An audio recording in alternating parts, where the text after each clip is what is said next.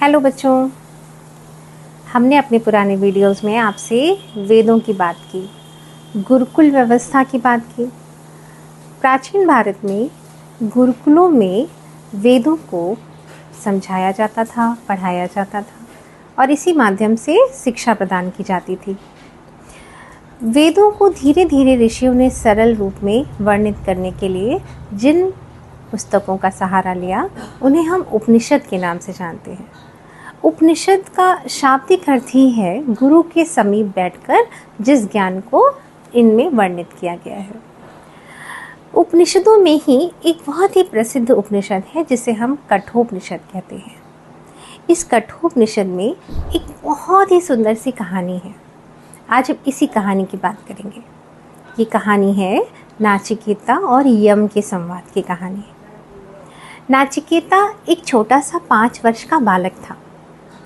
अत्यंत बुद्धिमान था और बहुत ही कुशाग्र बुद्धि का, साथ ही थोड़ा सा हठ योगी जो कि बालक बुद्धि में होता ही है, और बार बार प्रश्न पूछने हेतु जिज्ञासु था। उसके पिता वाजश्रवा जब यज्ञ कर रहे थे तो यज्ञ में जिस प्रकार से वर्णित है कि आपको अपनी सबसे बहुमूल्य वस्तु दान में देनी होती है, तो उसके पिता ने क्या किया, उन्होंने कुछ गायों को दान में दिया जो गायें बहुत बूढ़ी हो चुकी थी, कमज़ोर थी और दूध नहीं देती थी। अब ऐसे में यह सब नाचिकेता देख रहे थे, तो उन्होंने अपने पिताजी से पूछा कि आपने अपनी सबसे प्रिय और बहुमूल्य वस्तु तो दान में दी ही नहीं, और वो था मैं। तो ऐसे में पिता उसके मौन हो गए और उन्होंने उस सवाल के जवाब में उससे कुछ नहीं कहा। अब बालक कहाँ मानने वाला था, उसने तो बार बार अपने पिता से हट किया।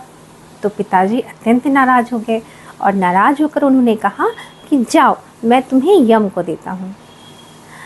यह सुनकर नाचिकेता ने कहा, ठीक है, मैं यम के पास ही जाकर शिक्षा ग्रहण करता हूँ। और उसके पिता ने उसे यम के पास जाने की आज्ञा दे दी। अब पिता की आज्ञा लेकर के जब वो यम के पास पहुँचे और उनके द्वार पर पहुँचे तो यम नहीं थे, अर्थात यम कहीं बाहर गए हुए थे। बालक बुद्धि बार बार द्वारपाल से पूछने लगा कि मुझे यम से मिलना है। इस पर द्वारपालों ने कहा कि आप अभी लौट जाइए, यम 3 दिन के बाद आएंगे। लेकिन बालक हठी भी था, उसने कहा कि नहीं, मैं नहीं जाऊंगा और मैं उनका यही इंतज़ार करूंगा। बार बार कहने के बाद भी बालक वहीं रुक गया और उनका इंतज़ार करने लगा। नाचिकेता को इंतज़ार करता हुआ देखने के बाद 3 दिन के बाद जब यम लौटे और उन्होंने देखा और सुना तो अत्यंत प्रसन्न हुए और उन्होंने प्रसन्न होकर के नाचिकेता से कहा कि तुम मुझसे 3 वरदान मांगो। नाचिकेता ने कहा, पहला वरदान जो हर बालक की इच्छा होती है कि उसके पिताजी अपनी नाराज़गी को त्याग करके उसे गले से लगा लें। दूसरा वरदान नाचिकेता ने कहा कि आप मुझे ये बताएं कि लोगों के दुखों को कैसे दूर किया जा सकता है। संसार में दुख बहुत है और इस दुख को दूर करने का मार्ग क्या है। तो इस पर नाचिकेता को यम ने कहा कि यदि नाचिकेता यज्ञ को किया जाए तो इन सभी प्रकार के दुखों से कुछ मुक्ति प्रदान की जा सकती है, और इसका विधि भी उन्हें बताया। तीसरा उन्होंने प्रश्न किया कि जीवन का रहस्य क्या है।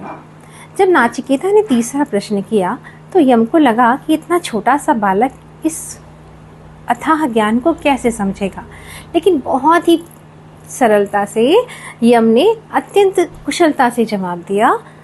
उन्होंने कहा कि मान लीजिए शरीर आपका एक रथ है और उस रथ के जो घोड़े हैं वो आपकी इंद्रियां हैं, और उन इंद्रियों को जिस रस्सी से बांध कर रखा गया है वो रस्सी आपकी मन है, और जो आपका मन है उसका सारथी जो है वो कौन है, उसका सारथी है बुद्धि, और बुद्धि जिसकी सुनता है, समझता है, वो है आत्मा।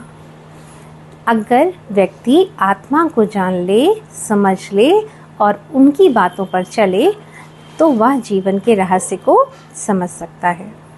यम से ये सुनने के बाद नाचिकेता अत्यंत प्रसन्न हुए और वहाँ से फिर वो वापस अपने पिताजी के पास लौट आए। शिक्षा क्या मिलती है? शिक्षा ये मिलती है कि कभी कभी बार बार प्रश्न करना अच्छा होता है।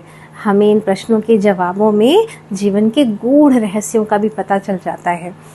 वर्तमान के रूप में देखें तो बार बार प्रश्न करने से कभी कभी आपको अपने जीवन की सार्थकता के विषय में भी अच्छी जानकारी मिल जाती है कि आप क्या करें अपने जीवन में जिससे आपका जीवन सार्थक सिद्ध हो।